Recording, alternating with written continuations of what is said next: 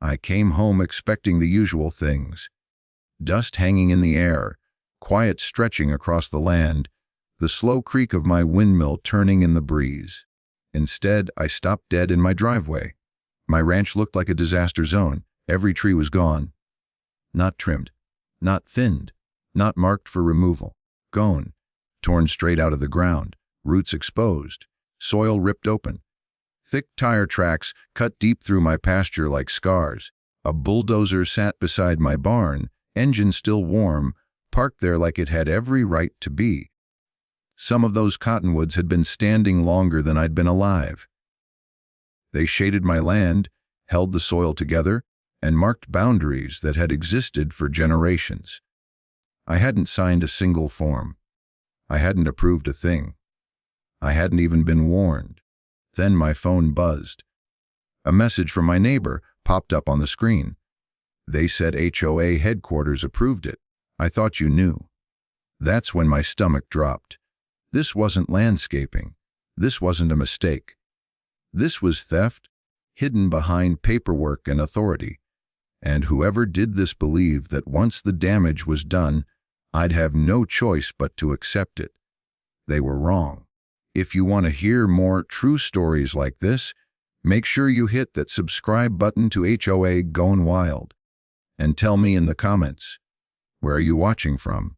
I didn't buy that ranch on a whim. After years on wildfire lines, sleeping in ash and smoke, watching entire neighborhoods vanish overnight, I wanted one thing more than anything else: land that answered to no one but the law and common sense. Somewhere quiet, somewhere honest, somewhere no committee could tell me how to live. That's why I chose that property. It sat just outside a growing development in Pine Hollow County, 10 wide acres that had been grandfathered decades earlier, long before the HOA ever existed.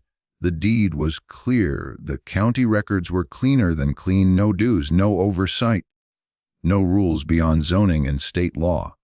I triple-checked everything before I signed. For the first few months, it felt like I'd finally found peace. Then Lynette Crow showed up. She arrived one afternoon in a spotless SUV, dressed like she was stepping into a boardroom instead of a ranch driveway. Perfect hair, perfect smile. She carried a folder tucked under her arm and introduced herself as part of the HOA leadership. Not aggressive, not rude. Just friendly enough to lower your guard. She handed me a welcome packet and said something that stuck with me later. We're just future-proofing the community. At the time, it sounded harmless, sensible even. She talked about harmony, property values, shared standards. She never said the words control or authority, but they were woven into every sentence. When I reminded her politely that my land wasn't part of the HOA, she smiled again and said, "Of course, we just like to stay aligned." A week later, the first notice appeared. It wasn't dramatic. Just a letter taped to my gate, citing tree density concerns. According to the HOA, my land had too many mature trees visible from the access road. They called it a safety and aesthetics issue. I laughed when I read it. They had no jurisdiction. I knew that. They knew that. Or at least I assumed they did. I didn't respond. Then came another notice. This one complained about livestock visibility. Apparently my horses could be seen from certain angles, and that didn't align with the visual standards of the surrounding community. Again, I ignored it. Legally, by the book. The third notice was where things started to feel off. Unapproved natural growth. That was the phrase they used. Not weeds, not hazards. Natural growth. My trees, my grass, my land. I sent a short, formal response that time. I cited my deed, the county map, and the exemption language. I asked them to update their records and stop contacting me. For a while, everything went quiet. Then the tone changed. The next letter didn't come from the local HOA office. It came with a new letterhead. HOA headquarters. That alone raised a red flag. This wasn't a massive development. There was no real headquarters. just a small office near the entrance sign. But the language in the letter was colder, more distant. It talked about compliance timelines, enforcement pathways, and ongoing review of adjacent properties. No more smiles, no more neighborly tone, just pressure. I started noticing other changes too. Surveyors parked near my fence line, claiming they were just passing through. Wooden stakes appeared along my property edge, placed slightly off from where my original markers sat. When I asked about them, no one could give me a straight answer. Neighbors grew quiet. A few stopped waving. One pulled me aside at the feed store and said, almost apologetically, "They've been asking questions about you." That's when it clicked. This wasn't random. This wasn't about trees or horses or visibility. They were documenting me, framing me, creating a paper trail that made it look like I'd been a problem all along. Every notice, no matter how small, was another brick in a wall they were building around my land. And Lynette Crow kept showing up at just the right moments. Always calm, always professional, always reminding me that cooperation would make things easier. "We're just trying to help," she said once, standing at the edge of my driveway, looking past me at my trees. Resistance usually complicates things. That line stayed with me, because it wasn't advice, it was a warning. By the time I realized what they were really doing, the groundwork was already laid. The letters, the surveys, the language shift. The quiet pressure on the neighbors. They weren't enforcing rules. They were preparing to take something. And I was standing right in the middle of it, thinking I still had time to stop it. I had to leave town for a few days. Nothing dramatic. Just a short family trip I'd planned months earlier. I debated canceling it, mostly because something about the HOA letters had started to itch at the back of my mind. But legally, nothing was happening yet. No court filings, no notices from the county, just paper noise. So I locked the gate, checked on the animals, and left. That decision almost cost me everything. On the second morning I was gone, a convoy rolled into my ranch, 2 flatbeds, 1 bulldozer, a pair of chainsaw trucks. They came in confidently, like they'd done it 100 times before.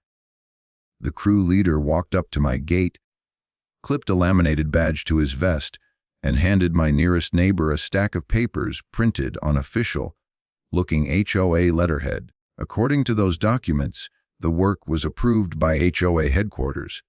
Emergency beautification, hazard mitigation, environmental compliance. It was all nonsense, but it looked real enough. My neighbor Tom told me later he tried to stop them. Told them flat out the land didn't belong to the HOA. That I was out of town and hadn't authorized a thing. The crew leader didn't argue. He just smiled and said, "If we delay, the fines come down on you instead." Then he pointed to the paperwork and added, "You don't want to be liable for obstruction." That was all it took. Once the machines started, they didn't hesitate. They didn't trim branches. They didn't thin growth. They didn't mark anything for preservation. They went straight for the trunks. Chainsaws screamed from morning until dusk. Heavy equipment clawed at the earth, ripping out root systems that had held the soil together for generations. Trees fell in clean, practiced patterns, like the crew already knew exactly what needed to disappear. This wasn't rushed work. It was planned. By the time I turned onto my road 3 days later, I knew something was wrong before I even reached the gate. The horizon looked wrong, too open, too bare. I pulled in and killed the engine, and for a long moment I just sat there, staring. My land looked flayed. Where the cottonwoods once stood, there was nothing but churned dirt and splintered stumps. The wind cut across the open space differently now, sharper, louder. My pasture was crisscrossed with tire tracks so deep they'd need weeks to settle. And right there, beside my barn, sat a bulldozer. No operator, no signage, just parked, blade down, like it was waiting for instructions. I walked the property in silence.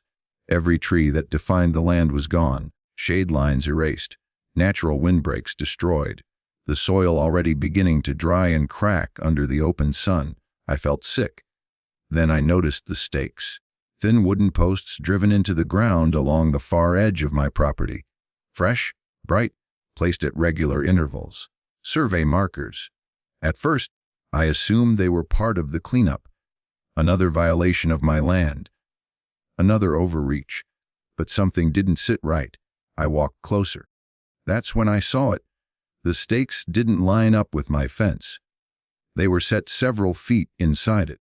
I dropped to one knee and brushed away dirt near the corner marker I'd installed myself years earlier. The metal rod was still there, untouched, but the new wooden stake sat nearly a yard away. They hadn't just removed trees. They had redrawn the boundary. That detail would have gone unnoticed by most people. To an untrained eye, it looked like routine surveying.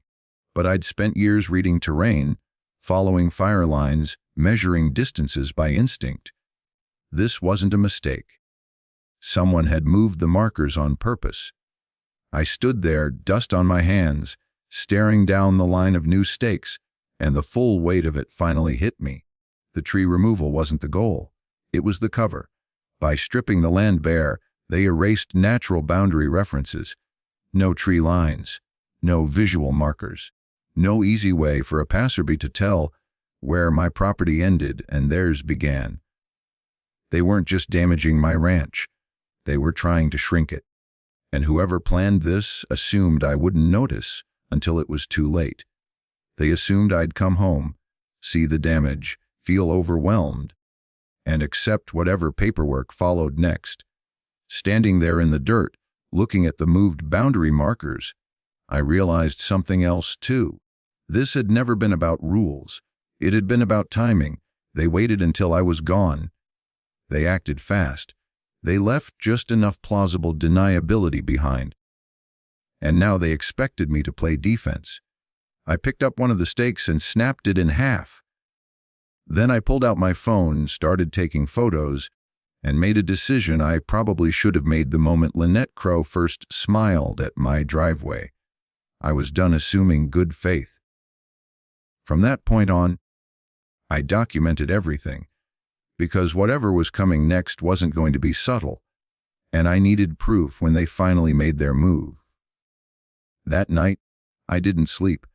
I sat at my kitchen table with a stack of papers spread out in front of me, laptop open, county websites pulled up, and a knot in my chest that wouldn't loosen. I replayed the scene in my head over and over. The missing trees, the survey stakes, the confidence with which that crew had operated. None of it felt improvised. It felt rehearsed.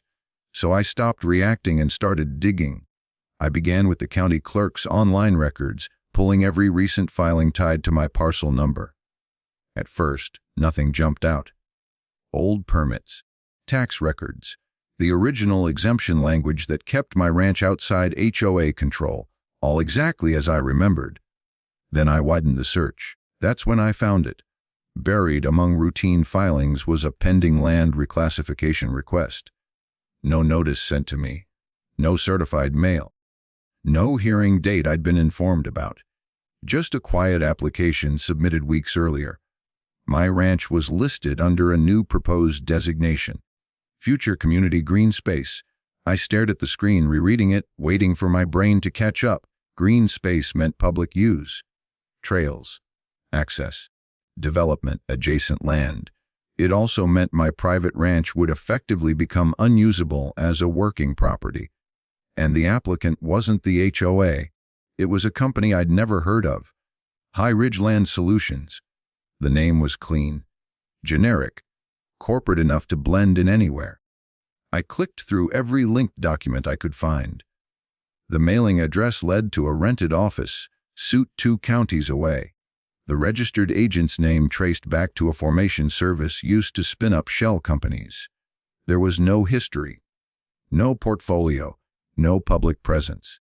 But the timing lined up perfectly. The reclassification request had been submitted just days before the tree removal. The supporting documents referenced environmental mitigation and land standardization, using language lifted straight from the HOA letters I'd been getting. That's when the pattern finally snapped into focus. The HOA couldn't take my land directly, so they outsourced the dirty work. I called Evan Holt the next morning. He was a property rights attorney a neighbor had recommended months earlier, back when the notices first started. I'd kept his number saved just in case. When I told him what had happened, he asked me to email everything I had and come in that afternoon. I brought photos, screenshots, copies of the letters, the reclassification filing. I watched his face as he read through it all. At first, he was calm, professional, flipping pages, making notes, nodding occasionally. Then he stopped. He leaned back in his chair and went completely still, eyes locked on one document. It was the map, the one attached to the reclassification request. It showed my ranch boundary, or what they claimed was my boundary, neatly trimmed down, shaved along the same line where the survey stakes had been placed. Evan didn't say anything for a long moment. Then he looked up at me and said, very quietly, "This isn't enforcement." I frowned. "What do you mean?" He tapped the page with his pen. "This is acquisition." He explained it carefully, like he didn't want to spook me, but the words landed hard anyway. What they were doing wasn't about violations or compliance. It was about control. By reframing my land as green space, they could restrict its use, depress its value, and apply pressure until selling became the only practical option. The tree removal wasn't just vandalism. It was step one. Trees define property lines. They anchor surveys. They create visual continuity that makes boundary disputes harder to sell. By removing them while I was gone, they erased natural reference points and replaced them with their own. The shell company insulated the HOA from direct blame. And if I didn't act fast, the next notice wouldn't be a letter. It would be a hearing date I'd already missed. Evan closed the folder and looked me dead in the eye. "They're betting you won't fight," he said, "or that you'll run out of money before they do." That was the moment something in me shifted. I'd spent years facing down wildfires that moved faster than logic and burned hotter than fear.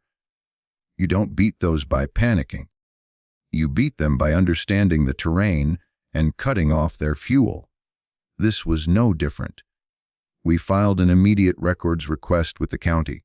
Evan drafted a notice of objection that same afternoon. He told me to document everything, every stake, every letter, every interaction, photos with timestamps, video walkthroughs, witness statements. As I left his office, my phone buzzed again, another email from HOA headquarters. Polite, almost cheerful. It reminded me that cooperation could still streamline the process. I didn't reply, because now I knew the truth. They hadn't crossed a line by accident. They had drawn a new one and expected me to accept it. And for the first time since I came home to that stripped land, I wasn't reacting anymore. I was preparing. Because if this was acquisition, then what came next wouldn't be quiet. It would be a fight. By the end of that week, everything moved fast. Evan filed for an emergency injunction first thing Monday morning. Not a polite request, not a warning letter. A hard stop. The kind that forces everyone to freeze where they stand until a judge can look at the facts. If the HOA or anyone acting on their behalf touched my land again, they'd be doing it with a court record watching them. That filing changed the tone immediately. Within hours, the emails from HOA headquarters went quiet. No more friendly reminders. No more streamlining the process. Silence like they were regrouping. That's when I made the second call. Marcus Bell. He used to work land fraud cases for the state, the kind that never made the news because they involved paperwork instead of violence. shell companies, quiet boundary shifts, forced sales disguised as compliance. When I explained what was happening, he didn't sound surprised. He asked for one thing. "Give me everything," he said. "Every name, every document, every address." 2 days later, he called me back.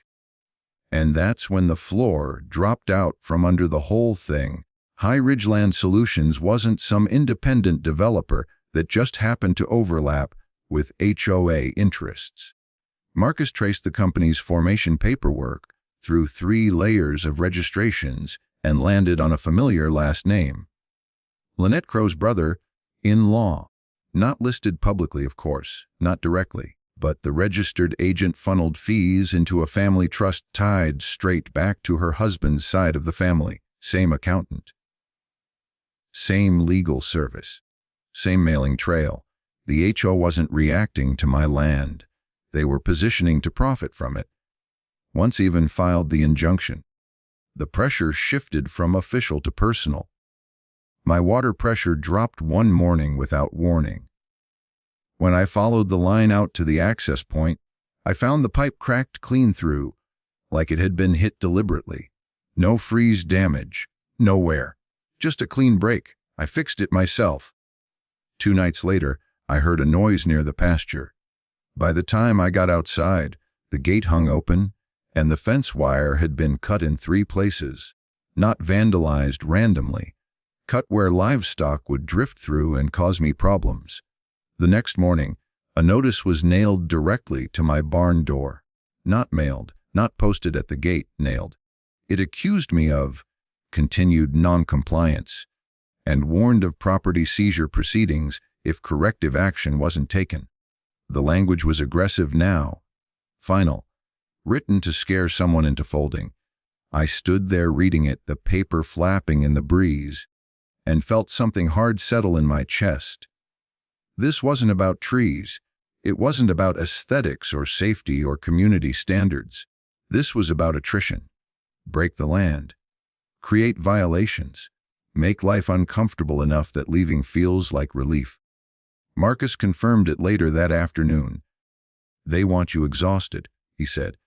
"Emotionally, financially, mentally. They want you to sell cheap and quietly." Instead of backing down, we escalated cleanly. Evan amended the injunction request to include harassment and property interference. Marcus compiled a timeline that showed every HOA action lining up with High Ridge's filings. We gathered witness statements from neighbors who'd seen the contractors arrive while I was gone. And I started documenting the pressure. Photos of the cut fence, video of the damaged water line, time-stamped shots of the notice nailed to my barn. Every move they made I captured. And that's when they made their mistake. Someone came back onto my land. Late evening. No markings, no notice. Just footprints near the boundary where the stakes had been placed. I followed them until they stopped at one of the new survey posts. It had been adjusted again, just inches this time. But enough. That told me everything.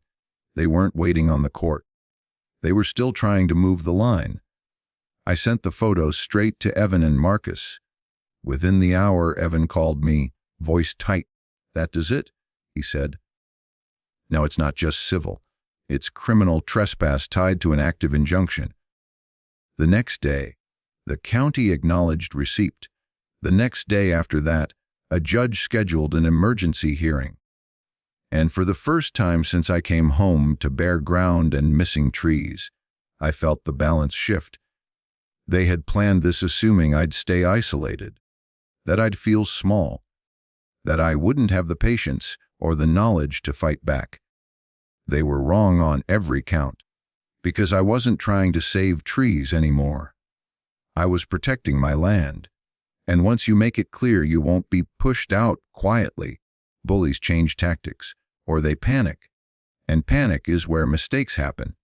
The HOA meeting was standing room only. That alone told me how far this had spread.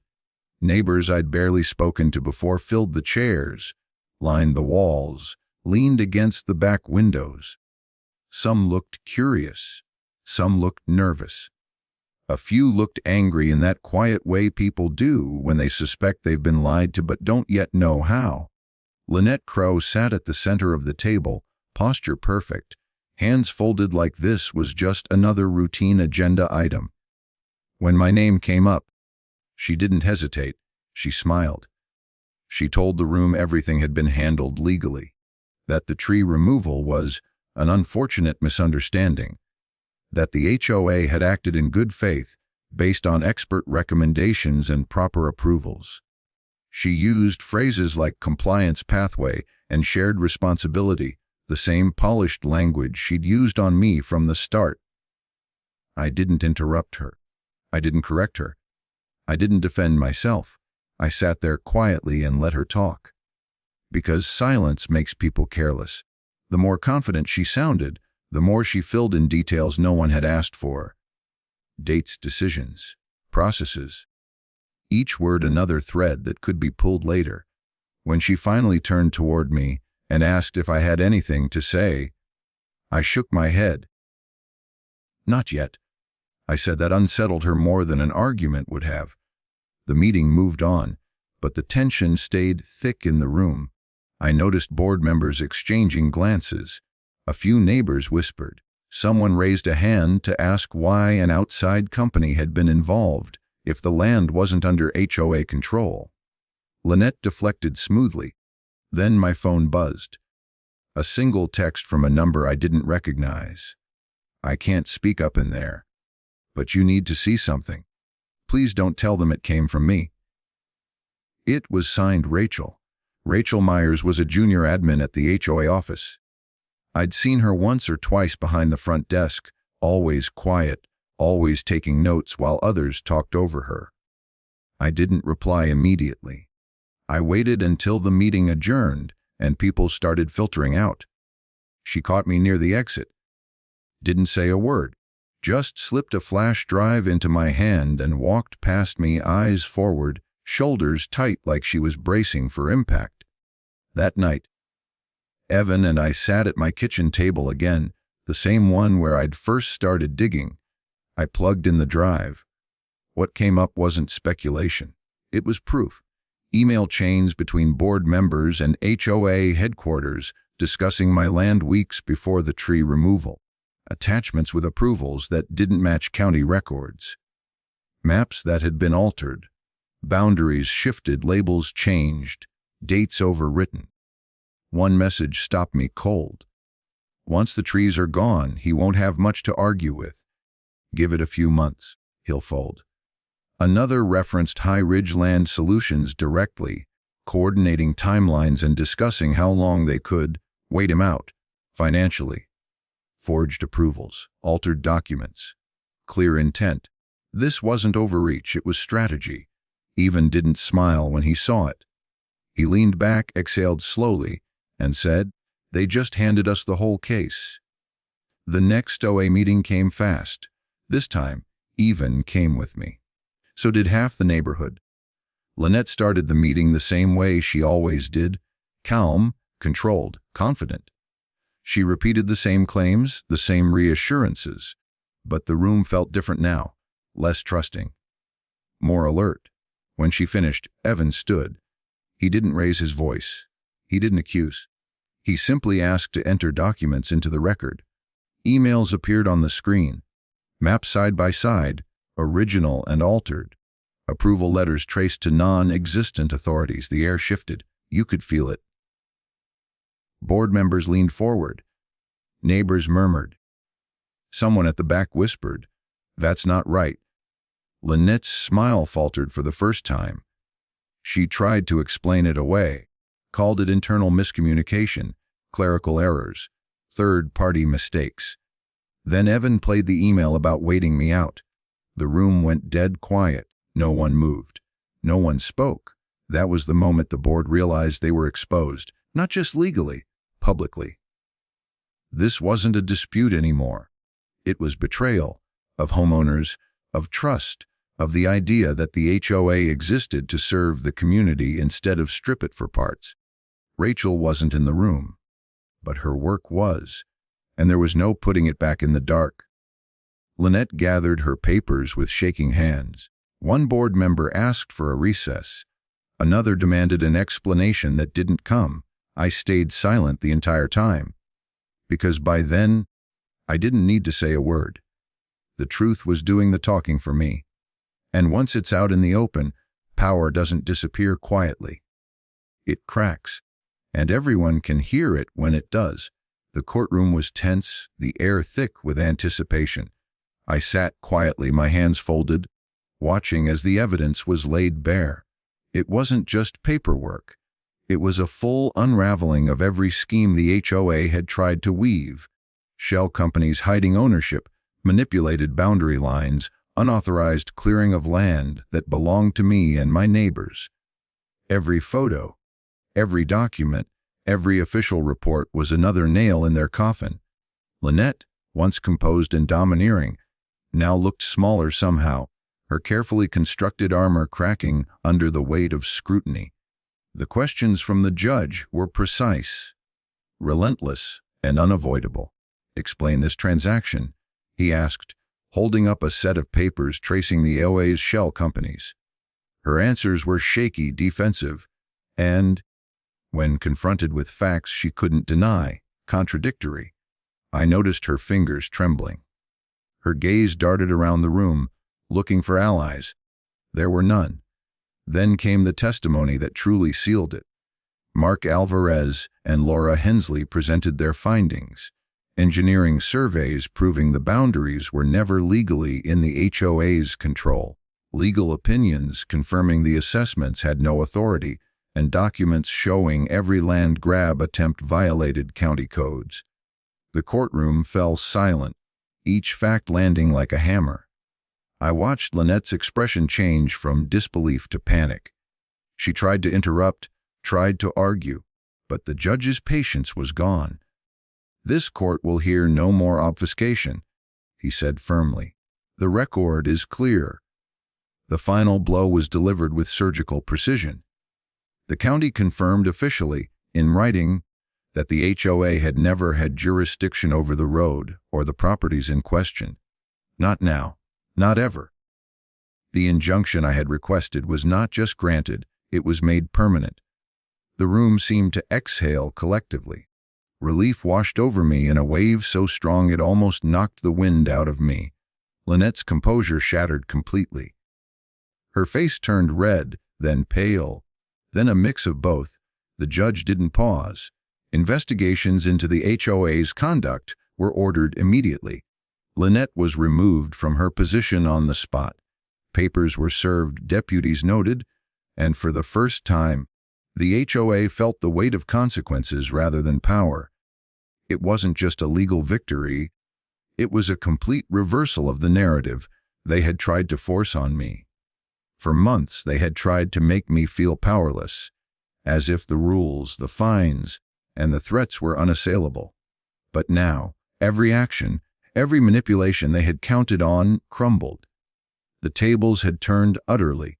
I felt a mix of vindication and calm. All the planning, the evidence collection, the quiet preparations with Laura and Mark, it had led to this moment. I didn't shout, didn't gloat. I just watched the law operate as it was designed, fair, meticulous, and unyielding in the face of deceit. The courtroom cleared slowly. People whispered, exchanged glances, some congratulating quietly, others in disbelief that the once powerful HOA could fall so decisively. Outside, I inhaled the cold air, the winter sun breaking through clouds, and for the first time in years, felt a lightness I hadn't thought possible. The road, my property, my rights. Everything was secure, permanently. And in that stillness, I understood the deeper victory. It wasn't about crushing Lynette or proving myself right. It was about accountability. It was proof that meticulous preparation, patience, and relying on the proper channels could overcome the bravado and abuse of authority. The lesson was simple but powerful, no matter how entrenched someone believes their power to be. Truth and law have a way of asserting themselves, decisively and permanently. Lynette would have to reckon with the consequences of her actions, and I, finally, could reclaim the peace and freedom that had been under siege for far too long. The HOA's threats, fines, and intimidation had met their match, and justice, slow and deliberate, had not just arrived. It had landed fully, firmly, and without question. The courtroom was tense, the air thick with anticipation. I sat quietly, my hands folded, watching as the evidence was laid bare. It wasn't just paperwork. It was a full unraveling of every scheme the HOA had tried to weave: shell companies hiding ownership, manipulated boundary lines, unauthorized clearing of land that belonged to me and my neighbors. Every photo, every document, every official report was another nail in their coffin. Lynette, once composed and domineering, now looked smaller somehow, her carefully constructed armor cracking under the weight of scrutiny. The questions from the judge were precise, relentless, and unavoidable. "Explain this transaction," he asked, holding up a set of papers tracing the HOA's shell companies. Her answers were shaky, defensive, and, when confronted with facts she couldn't deny, contradictory. I noticed her fingers trembling. Her gaze darted around the room, looking for allies. There were none. Then came the testimony that truly sealed it. Mark Alvarez and Laura Hensley presented their findings: engineering surveys proving the boundaries were never legally in the HOA's control, legal opinions confirming the assessments had no authority, and documents showing every land grab attempt violated county codes. The courtroom fell silent, each fact landing like a hammer. I watched Lynette's expression change from disbelief to panic. She tried to interrupt, tried to argue, but the judge's patience was gone. "This court will hear no more obfuscation," he said firmly. "The record is clear." The final blow was delivered with surgical precision. The county confirmed officially in writing that the HOA had never had jurisdiction over the road or the properties in question. Not now, not ever. The injunction I had requested was not just granted, it was made permanent. The room seemed to exhale collectively. Relief washed over me in a wave so strong it almost knocked the wind out of me. Lynette's composure shattered completely. Her face turned red, then pale, then a mix of both. The judge didn't pause. Investigations into the HOA's conduct were ordered immediately. Lynette was removed from her position on the spot. Papers were served, deputies noted, and for the first time, the HOA felt the weight of consequences rather than power. It wasn't just a legal victory. It was a complete reversal of the narrative they had tried to force on me. For months, they had tried to make me feel powerless, as if the rules, the fines, and the threats were unassailable. But now, every action, every manipulation they had counted on crumbled. The tables had turned utterly. I felt a mix of vindication and calm. All the planning, the evidence collection, the quiet preparations with Laura and Mark. It had led to this moment. I didn't shout, didn't gloat. I just watched the law operate as it was designed: fair, meticulous, and unyielding in the face of deceit. The courtroom cleared slowly. People whispered, exchanged glances, some congratulating quietly, others in disbelief that the once powerful HOA could fall so decisively. Outside, I inhaled the cold air, the winter sun breaking through clouds, and for the first time in years, felt a lightness I hadn't thought possible. The road, my property, my rights, everything was secure, permanently. And in that stillness, I understood the deeper victory. It wasn't about crushing Lynette or proving myself right. It was about accountability. It was proof that meticulous preparation, patience, and relying on the proper channels could overcome the bravado and abuse of authority. The lesson was simple but powerful. No matter how entrenched someone believes their power to be, truth and law have a way of asserting themselves.